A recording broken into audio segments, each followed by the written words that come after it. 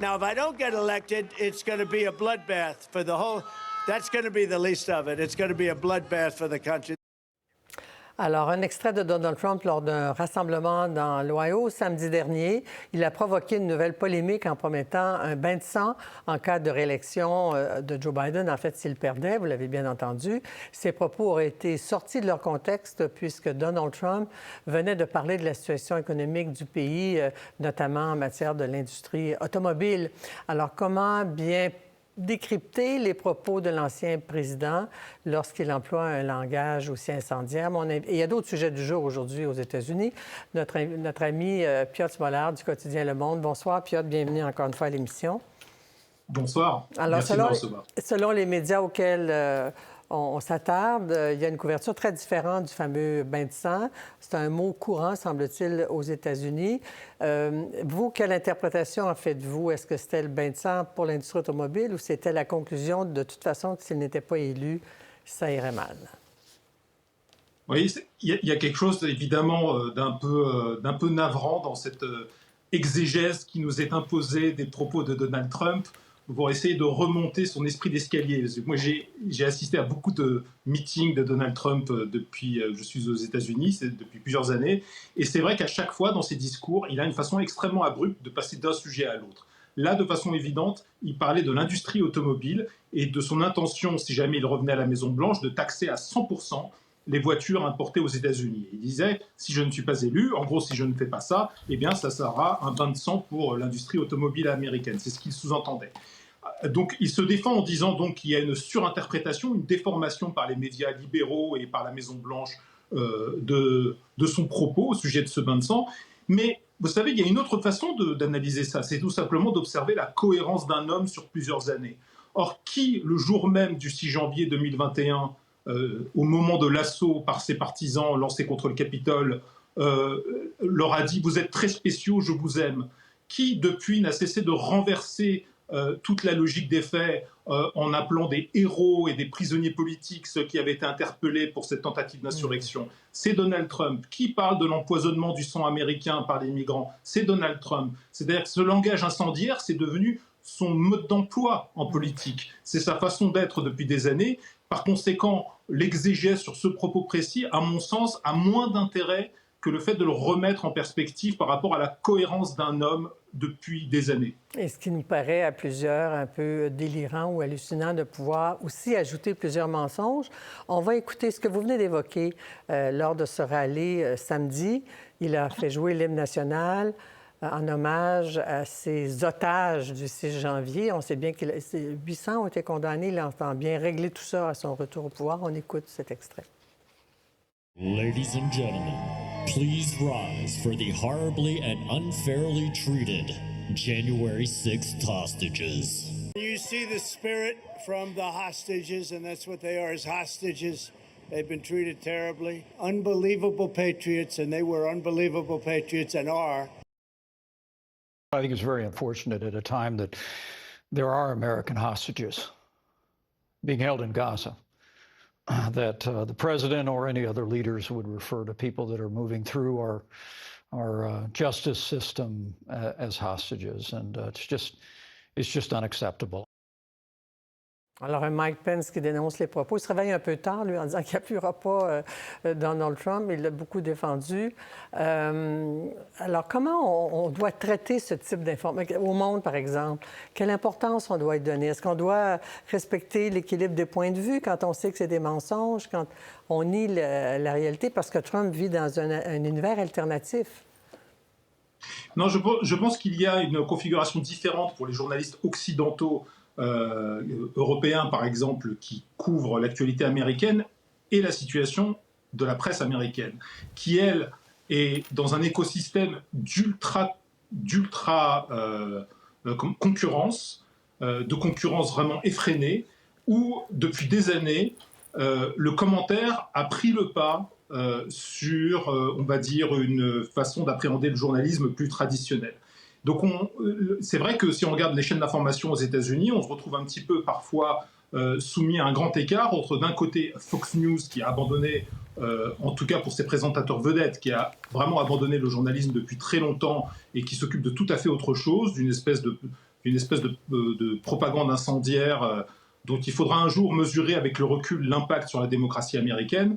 Et puis de l'autre côté, une chaîne comme MSNBC qui, elle, parle de Trump matin, midi et soir. Il y a l'impression qu'il n'y a que cet astre noir au centre de la galaxie et que tout le reste évolue autour.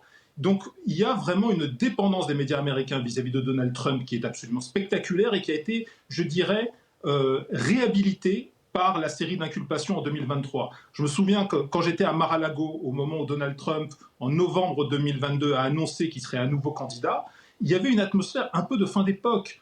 Il y avait une atmosphère très lourde, très dépressive autour de lui. Personne ne croyait à la possibilité d'être à nouveau compétitif pour Donald Trump. Et pourtant, il a réussi, entre guillemets, cet exploit politique grâce à la série d'inculpations et grâce au retour de cette dépendance des médias vis-à-vis de Donald Trump. Alors, plus on en parle, plus ça a l'avantage.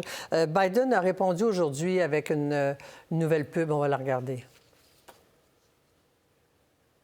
There'll be a lot of pardons and commutations of January 6th defendants. Yes, absolutely. Tell your supporters now, no matter what, no violence. And it's going to be a bloodbath. Alors, dans une élection qui s'annonce extrêmement serrée, Piotr, est-ce que les démocrates qui contre-attaquent vont arriver à faire départager le vrai du faux? Alors c'est moins, à mon avis, une bataille pour la vérité, parce que la vérité meurt chaque jour dans l'actualité politique américaine, que plutôt une bataille pour la mobilisation du camp progressiste, du camp démocrate. C'est ça aujourd'hui le plus important pour Joe Biden. Et que, évidemment, de ce point de vue-là, la menace existentielle que représente Donald Trump pour la démocratie américaine est un argument décisif. Il faut bien comprendre une chose, quand Donald Trump parle de pardon présidentiel, de grâce présidentielle pour les centaines d'émeutiers du 6 janvier, il ne parle pas juste du passé, c'est une promesse pour l'avenir et éventuellement pour un nouveau cycle de violence s'il survenait. Ce que dit Donald Trump, c'est « si je reviens à la Maison-Blanche, ceux qui ont fauté en mon nom seront pardonnés ». C'est la main toute puissante de l'exécutif qui sera prêt à être clémente envers ceux qui l'ont soutenu. C'est pour ça que ces propos-là sont extrêmement importants. Il ne s'agit pas juste d'un révisionnisme par rapport au 6 janvier, c'est un engagement sur l'avenir aussi. Alors que d'autres de ses alliés sont allés en prison parce qu'ils ont menti ou agi en son nom et qui sont encore aussi inculpés. Deux petites questions rapides. Il y a un débat devant la Cour suprême qui est amené aujourd'hui par des États conservateurs sur la désinformation. Quelle est l'importance de ce recours dans le contexte actuel? Ils se plaignent qu'on censure la droite, là. Alors c'était un débat oral ce matin absolument passionnant à la Cour suprême, qu'on ne a pu suivre évidemment comme d'habitude que par la radio, en quelque sorte, radio Cour suprême, puisqu'il n'y a pas d'image, et qui tournait autour d'une idée absolument essentielle dans la démocratie américaine, qui est évidemment la liberté d'expression. Est-ce que le gouvernement fédéral a le droit d'exercer des pressions sur les plateformes comme Facebook afin de supprimer certains contenus pour différentes raisons? Là, c'était dans le cas du Covid et des vaccins, mais aussi pour lutter, par exemple, contre le racisme, contre l'antisémitisme, l'islamophobie, etc. Et les juges de la Cour suprême ont été, en tout cas c'est le sentiment qu'ont eu les experts, très sceptiques sur les recours déposés par les États républicains. Ils considèrent qu'il ne peut pas y avoir d'interdiction complète et absolue opposée au gouvernement fédéral, car il y a des cas où ce gouvernement a le droit de faire des remarques et de rentrer dans une espèce de rapport de force, tant qu'il n'y a pas de menaces et de chantage, de rentrer dans une sorte de rapport de force avec les plateformes. Très bien. Dernièrement, on a appris aussi aujourd'hui que M. Trump sera incapable de fournir la caution de 454 millions de dollars. Qu'est-ce que ça veut dire pour lui? Est-ce que, habituellement, quand on ne peut pas payer une caution, on se retrouve en prison, en tout cas ici, souvent, là. Je ne sais pas aux États-Unis. Alors, on parlait de l'importance de la vérité tout à l'heure. Je ne crois pas qu'il soit incapable. Je crois qu'il n'est pas désireux de verser pour l'instant cette somme. Ce n'est pas la même chose. Il n'a pas un problème de richesse, il a un problème de liquidité. Oui. C'est-à-dire comment s'acquitter de cette somme qui est, c'est vrai, extrêmement importante. Mais comment est-ce qu'il pourrait, s'il n'a pas l'argent sur ses comptes, comment est-ce qu'il pourrait s'en acquitter? Il pourrait vendre en urgence certains de ses actifs immobiliers. Or, il ne veut pas le faire, car symboliquement pour lui, ça serait le début du délabrement de son empire. Et donc, il ne veut pas de ce symbole-là. Et son argument aussi consiste à dire qu'il ne veut pas vendre à perte des actifs immobiliers.